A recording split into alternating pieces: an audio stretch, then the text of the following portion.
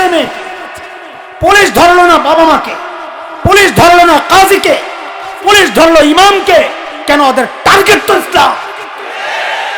অথচ এই 14 বছরের মেয়েটা পার্কে পার্কে প্রেমিকের হাত ধরে ঘুরে বাল্য প্রেম বলে ওদেরকে কেউ আটকায় না।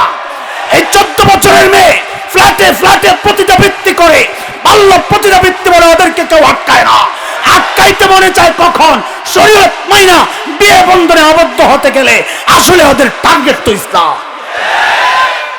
খালি পোটলা বালডা কাম, খালি এভাবে বয়া বয়া যে সারা রাত আমি পোটলা খুলি, পোটলা শেষ হবে না। কিন্তু আচ্ছা শোট, কিন্তু ভয়ঙ্কর এক গুনার নাম হচ্ছে সমকামিতা। কি বলেন? কি সমকামিতা? হচ্ছে আল্লাহ তাআলা বানাইছেনই মানুষকে এইভাবে, নারী পুরুষ, পুরুষ নারী একজন আরেকজনের দিকে আকর্ষণ হবে, যৌথ সম্পর্কের কারণে মানুষের যে ধারা এটা চালু থাকবে, এভাবেই আল্লাহ বানাইছে। পশ্চিমা নোংরামি মানুষের অধিকারের নামে নাম দিছে কি? মানবাধিকার। নাম দিছে মানবাধিকার। মানে মানুষ নিজের ব্যাপারে যা ইচ্ছা তাই করবে, সমাজ রাষ্ট্র দিন ধর্ম কিচ্ছু বলতে পারবে না, এটার নাম বলে মানবাধিকার। মানবাধিকারের নামে পশ্চিমা বহু দেশ নিজেদের দেশে সমকামিতাকে বৈধতার লাইসেন্স দিয়ে দিচ্ছে। ওখানে পুরুষে পুরুষে বিয়ে হয়, নারী নারী বিয়ে হয়। শয়তান আসছে বাংলাদেশের বাজারে এটা বাস্তবায়ন করার টার্গেট নিয়ে। আয়সা দেখছে যারে সর্বনাশ, এখানে বিচ্ছিন্ন কিছু ঘটনা এদেশে ঘটলেও এদেশের সাধারণ মানুষ থেকে সব শ্রেণীর মানুষ এটাকে চরম একটা ঘৃণ্য কাজ হিসাবে মনে করে। নাকি নাকি না ভুল বললাম? বিচ্ছিন্ন কিছু ঘটনা কোথাও ঘটলে ঘটতে পারে, কিন্তু সাধারণভাবে সব শ্রেণীর মানুষ এটাকে ভয়ঙ্কর এক অপরাধ হিসাবে মনে করে, তাই কিনা? শয়তান দেখছে যে এই নাম দিয়ে এখানে এই কাজ সারা যাবে না। শয়তান কি করছে? ওই যে উপদেষ্টা মন্ডলীর লইয়া বইছে, আমগো উপদেষ্টা না, শয়তানের উপদেষ্টা মন্ডলী। উপদেষ্টা মন্ডলীদের সাথে বৈশা শয়তান কয় কি করা যায়, আমি এই কাজ বাংলাদেশের বাজারে কেমনে ছড়াইতে পারি। তো উপদেষ্টাদের মধ্যে 2-4টা আছে বেশি বান্দর, হেডিনে কয় স্যার একটা আছে সুযোগ, গেলে কি কয় একটা পোটলা বালডা। কি বালডান? পোটলা বালডান। কয় নতুন পোটলার কি নাম দেওয়া যায়? কয় ট্রান্সজেন্ডার। নতুন পোটলার নাম, নতুন পোটলার নাম এটা কি জিনিস একটু বুঝে নাকি? বলে হুজুর গেছে গাতো যায় নাই, নতুন করে আওয়াজ উঠতেছে আন্তর্জাতিকভাবে। এখন বাংলাদেশে এটা প্রতিষ্ঠিত করার একটা নতুন গভীর চক্রান্ত শুরু হয়েছে, আমি আসতেছি সেখানে। ট্রান্সজেন্ডার কি? তার আগে শয়তানের একটা হামলার কথা শুনে রাখেন।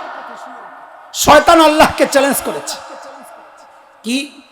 ওয়ালা উদিল্লান্নাহুম ওয়ালা উমান্নিয়ান্নাহুম ওয়ালা আমুরান্নাহুম ফালায়ুবাত্তিকুন্না আযানাল আনআম ওয়ালা আমুরান্নাহুম ফালায়ুগাইয়িরুন্না খালকাল্লাহ।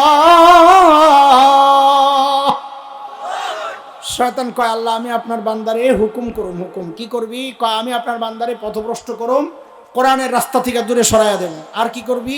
কয় আমি তাদেরকে আশাবাদী করে করে ধোকা দেবো, সুদ খাও ব্যবসা বাড়বে, এরকম আর কি। কার কি করবি? কার করুম হইল আমি ওদেরকে বলুম ওই জীবজন্তুর কান ছিদ্র করতে। এটা হচ্ছে শিরিক করানোর একটা পদ্ধতি। যে সমস্ত জীবজন্তুর পূজা করা হয় ওদেরকে ছিদ্র করে কিছু একটা লাগায় দেয়, বুঝায় আম্মা লাগে, এটা কেটটা খাইও না।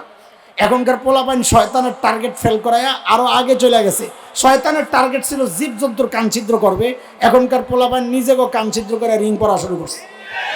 ওরা শয়তানের সব মারাত্মক হয়ে গেছে। কথা কর, শয়তানের 4 নম্বর টার্গেটটা শুনেন আমাদের আলোচনার বিষয়। শয়তান কয় ওয়ালা আমুরান্নাহুম, ও মুসলমান খেয়াল করেন শয়তানের টার্গেট ওয়ালা আমুরান্নাহুম ফালা ইউগাইয়িরুন্না খালকাল্লাহ। আল্লাহ আমার টার্গেট হচ্ছে আমি সৃষ্টির পরিবর্তন আনবো। মানে ছেলেরে মেয়ে বানায় দেবো, মেয়েরে ছেলে বানায় দেবো। এটা কার টার্গেট?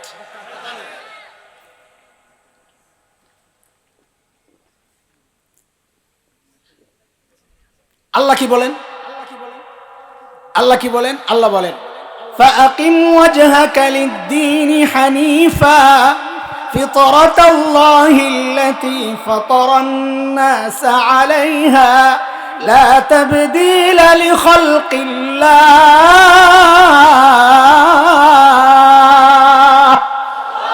আল্লাহ কয় শয়তান আমি যা বানাইছি তাই তুই কাড়াকাড়ি করে যাই করস, সৃষ্টির পরিবর্তন তোর দ্বারা সম্ভব না। আল্লাহ বলেন তুই পারবি না, শয়তানকে আমি করব।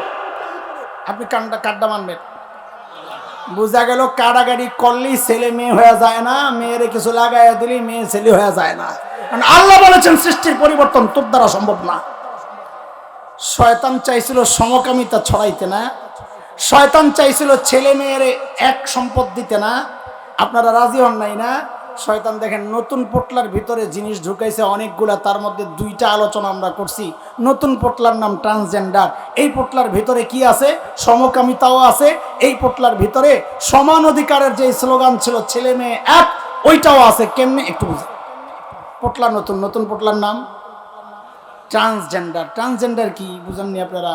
এতদিন আলোচনার পর এগুলো না বুঝার রয় নাই, ঠিক না? এটা কোনো শারীরিক সমস্যা না। শারীরিক সমস্যা যেটা ওটা হিজড়া। শারীরিক সমস্যা হচ্ছে হিজড়া। হিজড়ার ব্যাপারে শরীয়তের আলাদা বিধান আছে, ওইটা নিয়ে আমাদের কথা নাই, ওইটা তাদের কথাও না। এটা হচ্ছে মানসিক সমস্যা। হঠাৎ একজনের মনে হচ্ছে সে ছেলে, আল্লাহ ছেলে বানাইছে, হঠাৎ তার মনে হচ্ছে আমার কেমন কেমন জানি লাগে, নিজের মেয়ে লাগে, ছেলেদের সাথে শুইতে মনে চায়। কথার কথা কেমন কেমন জানি লাগে, এটাই যথেষ্ট। এটা তার অধিকার, তার যেমন যেমন লাগে সে তা। দেখছেন অবস্থা? এখন হেরা কি কয়? ছেলে যদি কাড়াকাড়ি কইরা মেয়ে সাজে, সে তার অধিকার মেয়ে সাজার, সে মেয়ে। আচ্ছা, সে যে নিজের মেয়ে বানাইলো, তার বিয়ে হবে কার সাথে? কথা বলে না। আরে মেয়ের সাথে বিয়ে হইলে তো তার মেয়ে হওয়ার দরকার ছিল না, ছেলে হইলে তো বিয়ে করতে। তার মানে এই ছেলের বিয়ে হবে কার সাথে? ছেলের সাথে। আল্লাহ বলেন লা তাবদীলা লিখালকিল্লাহ, তুই কাসস যাই করছস, তুই ছেলেই রয়ে গেছস। এখন এই ছেলে নিজের মেয়ে মনে করে যখন ছেলের সাথে ঘুমাতে যাবে, আসলে মেয়ে হয়ে ছেলের সাথে ঘুমাচ্ছে না ছেলের কাছে যাচ্ছে? এটাই তো সমকামিতা। শয়তান চাইছিল সমকামিতার নামে ছড়াইতে পারে নাই, মোরক পাল্টায়া নতুন নাম দিছে ট্রান্সজেন্ডার। শয়তান চাইছিল সমান অধিকারের কথা কয়া ছেলে মেয়েকে একরকম সম্পদ দিতে পারে নাই। ওলামাদের ব্যাখ্যার কারণে শয়তান নতুন মোড়কের নাম দিছে ট্রান্সজেন্ডার। এটা দিয়েও সমান অধিকার বাস্তবায়ন করবে কেমনে? ওই যে ছেলে আর তুমি মেয়ে খালি বলো আমার কেমন কেমন জানি লাগে, কেমন লাগে, আমার ছেলে লাগে। যদি এই আইন পাশ হয় তো রাষ্ট্র বলবে সে ছেলে। যদি সে ছেলে হয়ে যায়, ওই ছেলের যেমন 2 ভাগ দেওয়া লাগবে। এই তথাকথিত কেমন লাগে বলা মেয়েটা যে এখন ছেলে দাবি করছে ট্রান্সজেন্ডারের মাধ্যমে, তাকেও দেওয়া লাগবে 2 ভাগ। ওরা চাইছিল এমনি সমান অধিকার করতে পারে নাই, ট্রান্সজেন্ডারের মোড়কে এখন শরীয়তের এই বিধানকে ওরা শেষ করতে চাচ্ছে। আমাদের সিলেবাস গুলাতে ঢুকাইয়া দিছিল শরীফ আর কিচ্ছা দিয়া। ওই যে টাকলা চোর বিজ্ঞানী টাকলা খালি মুরাদ না, আরো আছে চোর বিজ্ঞানী মোসালা। আহা, এক একজন এক একটা কয়। জাফর ইকবাল, ওই যে আইএম জাফর ইকবাল, হ্যাঁ পাইছে আমার কথা। এটা কই জানি, আমি বলছিলাম যে এই যে হেরা কয় 100 বছর আগে বান্দর ছিল, আস্তে আস্তে লেঞ্জা পড়তে খার হয়েছে। তা আমি হারি, এটা তো আগে বুঝি নাই। এর আগে চিড়িয়াখানা ছিল জাফর ইকবাল, চিড়িয়াখানায় অনেক দিন পাল্টাইতে হঠাৎ একদিন দাঁড়ায় কয় আই এম জাফর ইকবাল। আসলে আসল বান্দর। মাঝে মাঝে পোলাপাইন স্লোগান দেয় না, নাস্তিক মুরতাদদের আস্তানা ভেঙে দাও। তা আমার একজন জিজ্ঞাসা, হুজুর এক বাড়িঘর ভেঙে দিলে এরা যাবো কই? আমি কই না, বান্দরের উপর জঙ্গল থেকে আইসে, জঙ্গলে যাইব। এরা মানুষের লগে থাকতে আইসে, এটা তো এক অপরাধ। দেখেন, এরা চেষ্টা করেছিল, এরা ব্যর্থ হয়েছে ওলামাদের প্রতিবাদের মুখে। এরা ব্যর্থ হয়েছে। আলহামদুলিল্লাহ সরকার কমিশন সংস্কার করে ওই বিষয়গুলো বাদ দিতে বাধ্য হয়েছিল। আমরা ওলামারা প্রতিবাদ করেছি। আমরা একটা আফসোসের সাথে আপনাদেরকে বলি, আমি কথা শেষ করব, চিন্তা করেন না। আফসোস, এটা আমাদের প্রতিবাদ ওলামারা করলো, আপনারা চুপচাপ বসে রইলেন কেন রে ভাই? প্রতিবাদ ওলামারা কেন করবে? আমার ছেলেকে ঘোড়ার ডিমের সিলেবাস পড়বে, আমার ছেলে তো কলা রাসূলুল্লাহ পড়বে। প্রতিবাদ তো করার কথা ছিল আপনাদের, আপনারা প্রতিবাদ তো করেন নাই, বরং কোন পোড়া কপাল এই প্রতিবাদী আলেমকে ট্যাগ দিয়েছেন জঙ্গি উস্কানিদাতা। এই প্রতিবাদী আলেমের প্রতিবাদের মধ্যে রাজনীতির গন্ধ শুঁকেছে। দোস্ত, সব জায়গায় রাজনীতি তালাশ করেন না। দল কোনটা করেন জানি না, এটা রাজনীতির বিষয় না। এটা আমার ঈমানের ব্যাপার, এটা আমার আকীদার ব্যাপার, এটা আমার বিশ্বাসের চেতনার ব্যাপার।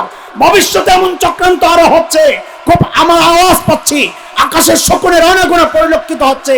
যদি ডাক আসে, আলেমদের উপর বাজে ট্যাগ না দিয়া আলেমের হাতে হাত রাইখা কাঁধে কাঁধ মিলাইয়া মুষ্টিবদ্ধ হাত উঠাইয়া একসাথে উচ্চারণ করতে হবে, বাংলাদেশে নাস্তিকতার চর্চা করতে দেওয়া হবে না, দেওয়া হবে না।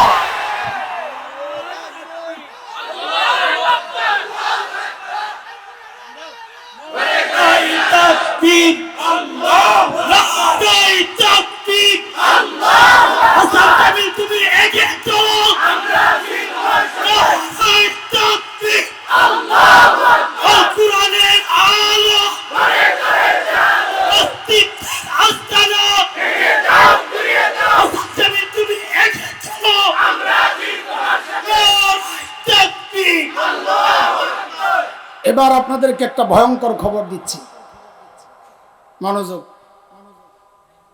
গত কয়েকদিন আগে আমাদের উপর এক ভয়ঙ্কর বিপদ আমাদের দেশে আসছে। সেটা হচ্ছে মানবাধিকার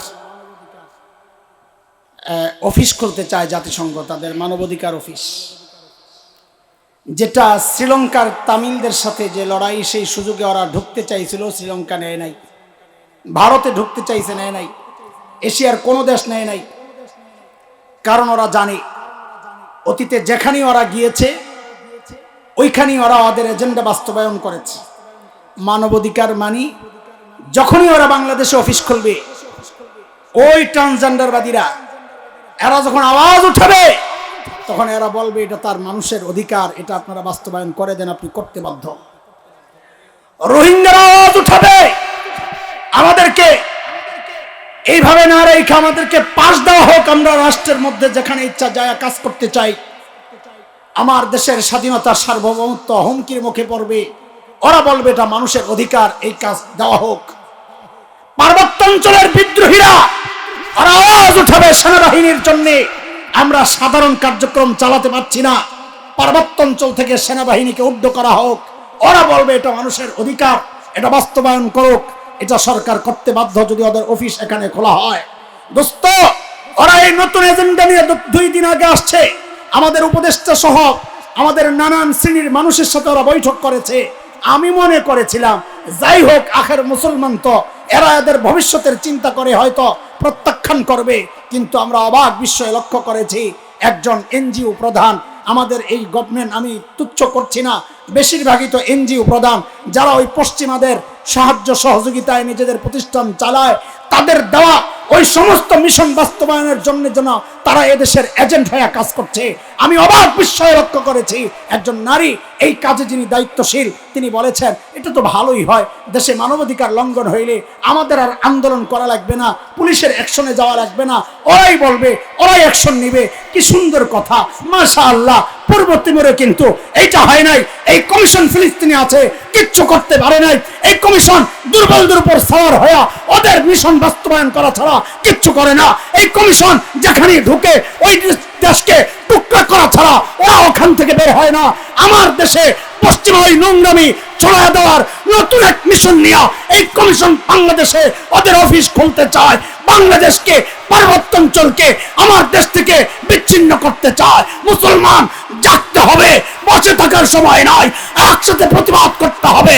আমার মানচিত্র টুকরা করার জন্য যদি কেউ তার দেশ, তার হাতকে এই দেশে বাড়ায়, আল্লাহর কসম, 71-এ দেশ মুক্তির জন্য একবার মুক্তিযুদ্ধ হয়েছে, দেশ রক্ষায় যদি আবারও যুদ্ধ করতে হয়, আবারও যুদ্ধ হবে, আবারও যুদ্ধ হবে।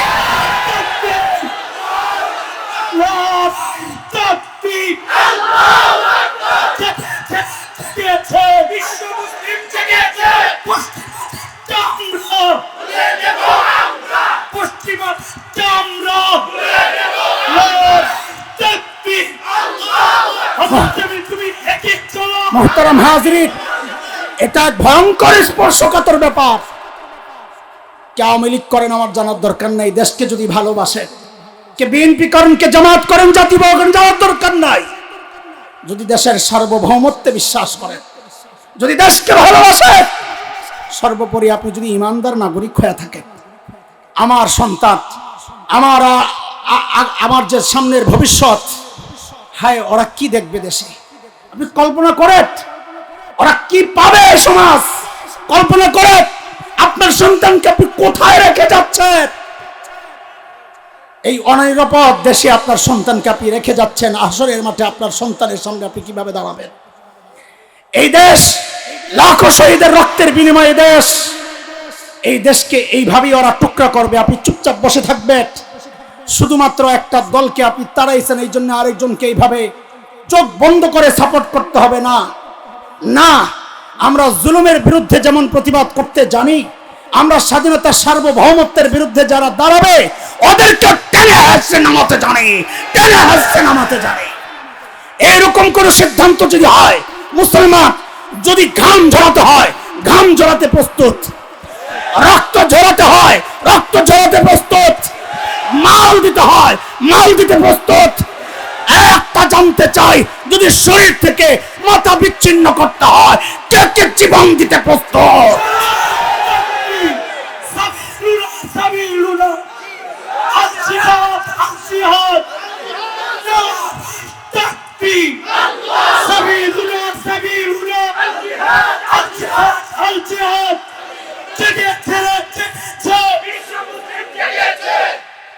আমি শুরুতেই বলেছি, শয়তানের ধোকার একটা পদ্ধতি হচ্ছে এটা, আল্লাহ যেটা বলেছেন কোরআনে, وَقَيَّضْنَا لَهُمْ قُرَنَاءَ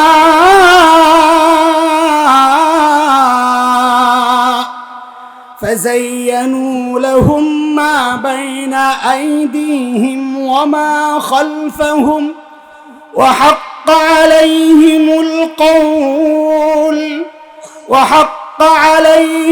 القول في قد خلت من قبلهم من الجن والإنس إنهم كانوا خاسرين।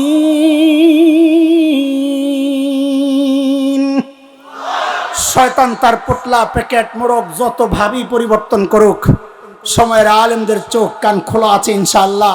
সেই পোটলা খুলে খুলে ছিঁড়ে ছিঁড়ে পোটলার ভেতরের ওই গন্ধ দুর্গন্ধ আমরা আপনাদের সামনে প্রকাশ করতে থাকব। আপনারা শুধু আমাদের সাথে থাকবেন, বিচ্ছিন্ন হবেন না ইনশাআল্লাহ। ইনশাআল্লাহ কিচ্ছু করতে পারবে না ইনশাআল্লাহ। আল্লাহ আমার দেশকে হেফাজত করেন, এদেশের স্বাধীনতা সার্বভৌমত্ব থেকে আল্লাহ তাআলা কিয়ামত পর্যন্ত কবুল করেন। আল্লাহ তাআলা আমার সন্তানের ঈমান আকীদা সে ঠিকঠাক মতো যেন বাঁচায় রেখে দেশে বসবাস করতে পারে, সেই রকম পরিবেশ আল্লাহ তাআলা কিয়ামত পর্যন্ত কায়েম রাখেন, আমিন। আমাদের এখন যারা দায়িত্বে আছেন, আল্লাহ তাআলা তাদেরকে সুমতি এবং শুভবুদ্ধি এবং সহি বুঝ আল্লাহ তাআলা তাদেরকে দান করেন, আমিন। ওয়া আখিরু দাওয়ানা আলহামদুলিল্লাহি রাব্বিল আলামিন। সুবহানাল্লাহি বিহামদি, সুবহানাকাল্লাহুম্মা বিহামদিক, আশহাদু আল্লা ইলাহা ইল্লা আনতা আস্তাগফিরুকা ওয়া আতুবু ইলাইক। দুরূদ শরীফ পড়ি। আল্লাহুম্মা সাল্লি আলা মুহাম্মদ।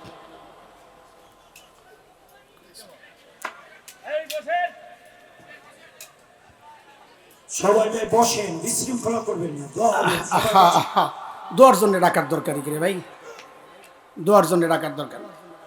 যার মনে চাই করবে, দোয়া তো আর মাহফিলের কোনো বিষয় না। দোয়া আলাদা একটা ইবাদত, যার মনে চাই করবে সে করবে না। আগে তো দায়িকা বসানোর দরকার, জরুরি কিছু। আল্লাহুম্মা সাল্লি আলা সাইয়্যিদিনা মুহাম্মাদিন আবদিকা ওয়া রাসূলিক ওয়া সাল্লি আলাল মুমিনিনা ওয়াল মুমিনাতি ওয়াল মুসলিমিনা ওয়াল মুসলিমাত। ربنا ظلمنا أنفسنا وإن لم تغفر لنا وترحمنا لنكونن من الخاسرين। أي رب العالمين يا الله, এত দামি নিয়ামত, ইমানের নিয়ামত দিয়েছেন না চাইতেই। আল্লাহ এখন চাচ্ছি মালিক, এই নিয়ামত যেন কেউ ছিনায় নিতে না পারে মালিক। আমাদের অবহেলা অযোগ্যতার কারণে এই নিয়ামত আমরা হারাতে চাই না মালিক। রব্বানা লা তুযিগ কুলুবানা বা'দা ইয হাদাইতানা ওয়া হাব লানা মিন লাদুনকা রাহমাহ ইন্নাকা আনতাল ওয়াহ্হাব। আয় আল্লাহ, শয়তান এবং তার দোসররা তাদের সর্বোচ্চ চেষ্টা দিয়ে আমাদের ঈমান হরণের চেষ্টা করছে মালিক, আপনার হুকুমের বিরুদ্ধে দাঁড় করানোর চেষ্টা করছে মালিক। আয় আল্লাহ, ওদের সকল চক্রান্তকে আপনি ধ্বংস করে দেন মালিক। আয় আল্লাহ, সমস্ত চক্রান্তকে ধ্বংস করে দেন, সমস্ত চক্রান্তের দোসরদেরকে ধ্বংস করে দেন। আল্লাহ, বাংলাদেশের সার্বভৌমত্ব ঈমানি এই পরিবেশ কিয়ামত পর্যন্ত কায়েম রাখেন আল্লাহ। আয় মালিক, আজকের সমস্ত কথাগুলোর উপর আমাদেরকে বুঝে আমলের তৌফিক দান করেন। আল্লাহ, যেই মাদ্রাসার উদ্যোগে এই সুন্দর আয়োজন, আল্লাহ এই মাদ্রাসাকে আপনি কবুল করেন। আমার ছোট ভাই মাওলানা মাহফুজকে কবুল করেন, মাদ্রাসার ছাত্র ওস্তাদদেরকে কবুল করেন, মাদ্রাসাকে গোটা দুনিয়ার হেদায়েত আর ইলমের মার্কাজ বানায়া দেন। আল্লাহ, এই সুন্দর আয়োজনের পেছনে অর্থ, সময়, শ্রম, পরামর্শ দিয়ে যারা সহযোগিতা করেছেন, আয় আল্লাহ, সকলের এই সহযোগিতাকে নাজাতের জরিয়া বানায়া দেন আল্লাহ। ওসল্লাল্লাহু আলা সাইয়্যিদিনা মুহাম্মদ ওয়া আলিহি ওয়া সাহবিহি আজমাইন। সুবহানা রাব্বিকা রাব্বিল ইজ্জাতি আম্মা ইয়াসিফুন ওয়া সালামুন আলাল মুরসালিন ওয়ালহামদুলিল্লাহি রাব্বিল আলামিন।